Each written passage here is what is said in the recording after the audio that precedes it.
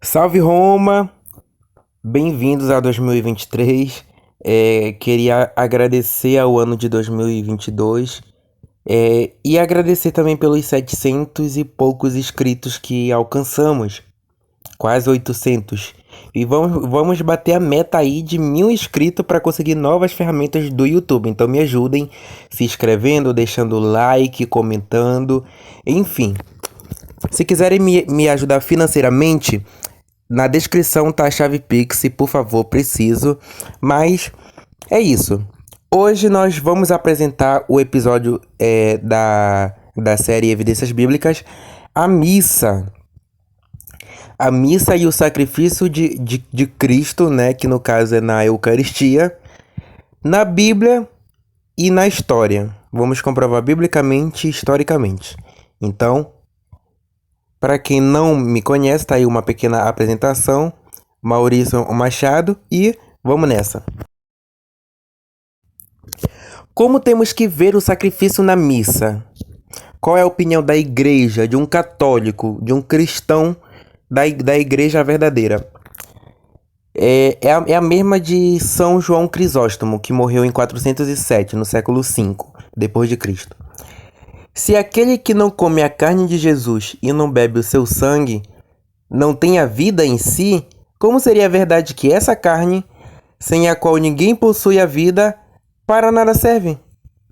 Vês, por conseguinte, que a frase "a carne para nada serve" significa não a carne de Jesus, mas o mundo carnal como eles escutavam.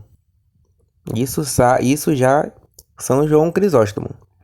E qual é o fundamento bíblico? Qual é a base bíblica da Eucaristia e da missa? Porque a missa nada mais é do que a celebração eucarística, né? Indo em missão ao mundo. Precisamente é um sacramento revelado por Cristo, né? O sacramento da comunhão do Santíssimo Jesus Cristo Eucarístimo. Ele nos revelou na sua última ceia antes do seu sacrifício.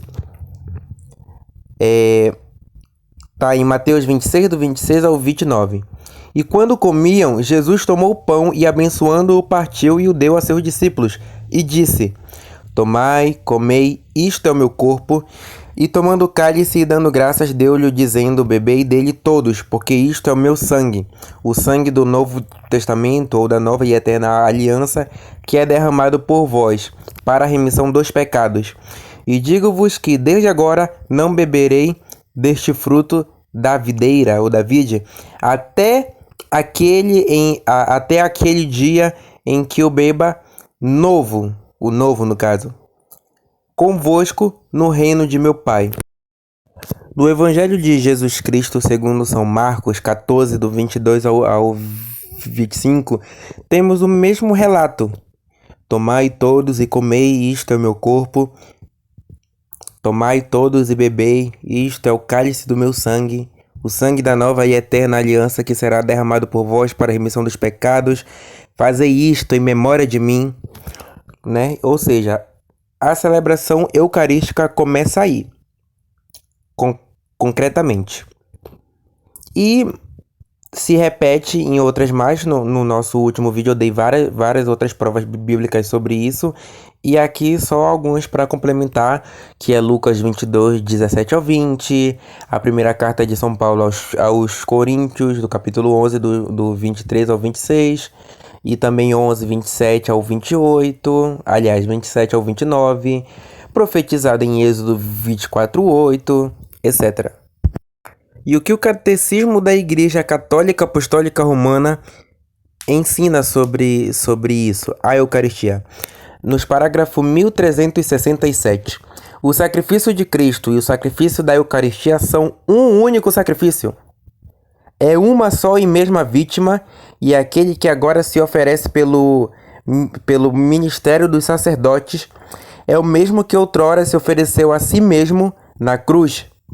Só a maneira de oferecer é que é diferente. E porque neste divino sacrifício que se realiza na missa, aquele mesmo Cristo que a si mesmo se ofereceu outrora de modo cruento sobre o altar da cruz, agora está contido e é imolado de modo incruento. Este sacrifício é verdadeiramente propiciatório, ou seja, só a religião católica tem um culto de adoração divina, porque só há culto de adoração divina quando se tem sacrifício entregue a Deus, entregue ao nosso Pai Criador. E o nosso sacrifício é o sacrifício de Jesus Cristo na cruz. É o mesmo sacrifício. Parágrafo 1545. O sacrifício redentor de Cristo é único, realizado uma vez por todas, e, no entanto, é tornado presente no sacrifício eucarístico da Igreja. O mesmo se diga do sacerdócio único de Cristo, que é tornado presente pelo sacerdócio ministerial, sem diminuição da unicidade do sacerdócio de Cristo. E por isso, só Cristo é verdadeiro sacerdote, sendo os outros seus ministros. Ou seja, só um sacerdote da Igreja Católica recebeu autoridade e poder pela sucessão apostólica para celebrar a Eucaristia, ou seja, fazer do pão transformar no corpo físico de Cristo e fazer do vinho se transformar no sangue de Cristo. E é o mesmo sacrifício. Já no primeiro século, na primeira geração dos cristãos, o Catecismo dos Apóstolos, ou a doutrina dos 12 apóstolos, etc., o chamado Didaquê, escrito no ano 70, então o Apocalipse ainda estava sendo escrito e o Apocalipse estava acontecendo nessa época. Já na era apostólica dos apóstolos, a missa que tem hoje já estava sendo descrita já na geração dos apóstolos. Eu não vou ler porque é grande, mas vocês podem dar pausa e ler com calma. Prova histórica. Doutrina dos Apóstolos, anos 70 do primeiro século. Jesus tinha, deixa eu ver, 30, 40, 50, 60... Já tinha 40 anos que Cristo subiu aos céus. E a missa que tem hoje já acontecia naquela época. E aí fala da Eucaristia, ação de graças e tudo mais. Enfim, tá muito difundido. E continuando a Didaquê, a doutrina dos apóstolos, o primeiro catecismo dos cristãos da era apostólica. Reúna-se no dia do Senhor. Já sabemos, porque eu já provei biblicamente, que o dia do Senhor é o primeiro dia da semana. E dia do Senhor significa domingo. Domingo em grego, dies Dominici, significa dia do Senhor. Então, reúna-se no domingo, no dia do Senhor, para partir o pão e agradecer após ter confessado seus pecados, ou seja, para comungar o corpo e o sangue de Cristo na missa, na Eucaristia, tem que se confessar dos seus pecados para o Padre, para que o sacrifício seja puro. Aquele que está brigado com seu companheiro não pode juntar-se antes de se reconciliar, para que o sacrifício oferecido não seja profanado. Esse é o sacrifício do qual o Senhor disse: em todo lugar e em todo tempo seja oferecido em sacrifício puro, porque sou um grande rei, diz o Senhor, e o meu nome é admirável entre as nações. Aqui é São Justino, já na igreja primitiva, mas também já com todas as características da missa que temos hoje, na sua primeira apologia, no capítulo 65, versículo de 1 a 5. Eu também vou pular esse começo aqui. Terminadas as preces, saudamo-nos mutuamente com o ósculo da paz. É o que fazemos na missa. Em seguida, ao que preside entre os irmãos, são apresentados pão e uma taça de água e de vinho. É o que acontece na missa. Quando o presidente os recebe, louva e glorifica ao Pai do Universo pelo nome de seu Filho e pelo Espírito Santo, como o Padre faz. Pronuncia uma longa ação de graças. Ação de graças quer dizer Eucaristia. Por haver-nos concedido esses dons que dele nos vêm. E quando o presidente conclui as orações e a ação antes de graças, Todo o povo presente clama dizendo assim seja, que quer dizer amém, em hebraico e grego.